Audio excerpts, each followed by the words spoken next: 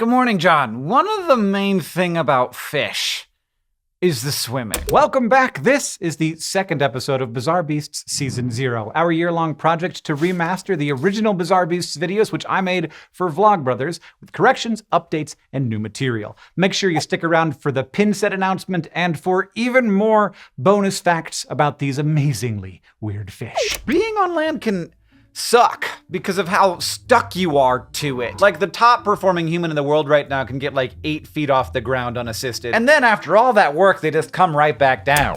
There's a fair amount of conversation at Bizarre Beasts headquarters about whether a high jump counts as jumping high. The current world record for highest unassisted jump when you're just jumping straight up and you get to a thing is 1.7 meters or 5 feet 7 inches. That was set on February 7th, 2021, almost a year after I made this video. But as far as a high jump, which is a different thing where you jump over a bar, the record for that was set by Javier Sotomayor in 1993, and it was about 8 feet. It doesn't actually sound that bad until you look at it, but lots of animals have literally evolved their arms off to be able to swim up into the air. Bugs, bats, birds, flying is extremely useful. It adds a third dimension to the two-dimensional world I inhabit. It's easy to forget that air is a fluid until you stick your face onto one of those high-performance hand dryers. Water is also a fluid, it's just much more dense. Animals who live there, all of them fly through water. Well, okay, not all of them.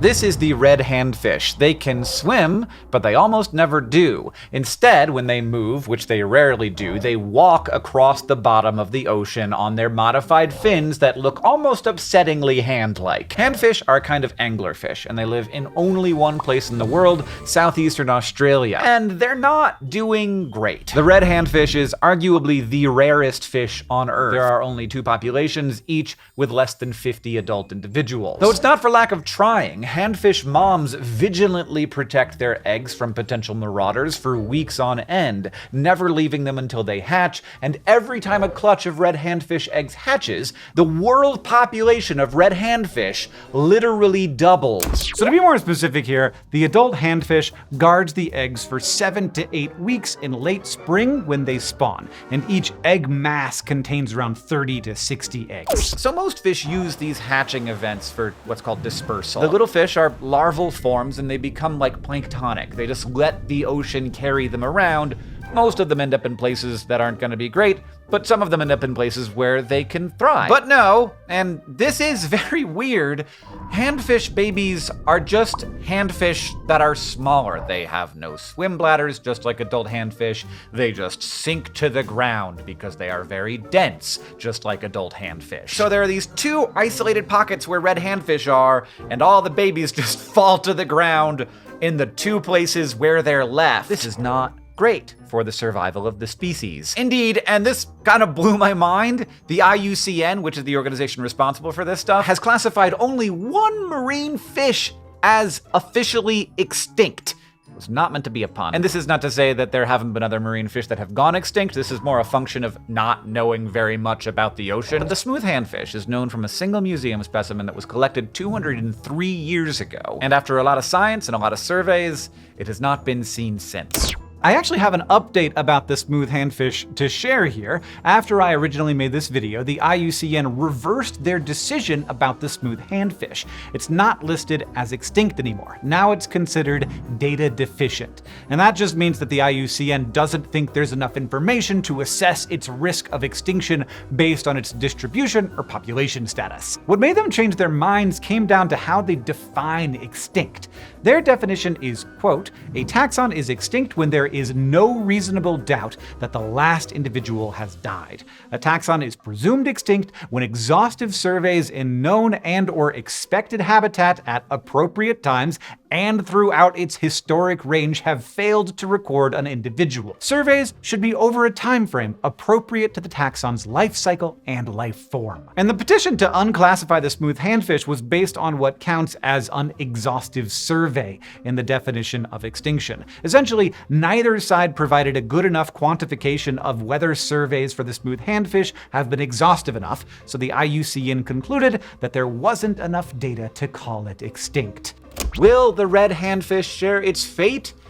Possibly. But the good news is that the Handfish Conservation Project is right now raising recently hatched handfish in captivity, allowing them to introduce new genetic diversity into these two isolated populations and potentially to reintroduce them to new habitats. And as for why these little anglerfish choose to walk instead of fly through their world, this is really important. There is a reason, but we do not know it. We do not know almost everything. We feel like we do because we have a tremendous bias toward knowing things that are known because of how we cannot know the things that are unknown. Making these Bizarre Beasts videos reminds me that the things we hear about, these amazing, astounding facts from the natural world, every one of those isn't something that somebody picked out of a book. It was something that was discovered or figured out by a person, by people.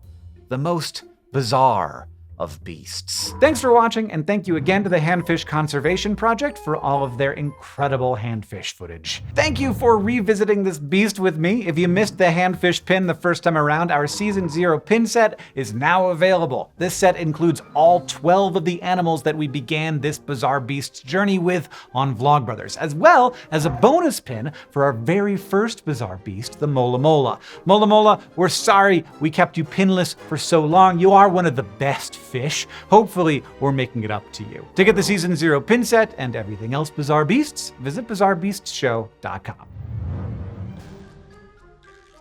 So back at the beginning of the video, I said that handfish are a type of anglerfish. And I know when I think of anglerfish, I picture the scary-looking, deep-sea dwelling kind that lures their prey to its mouth with a built-in light-up fishing pole. But the anglerfish order also includes fish that don't live in the lightless depths of the deep ocean, like the frogfishes, which can be all kinds of wild colors and patterns. Handfish are not the only fish that use their fins to walk. Along with their relatives, the frogfishes and batfishes, some of the other fish that walk in various ways are the epaulette sharks, walking catfish, and mudskippers.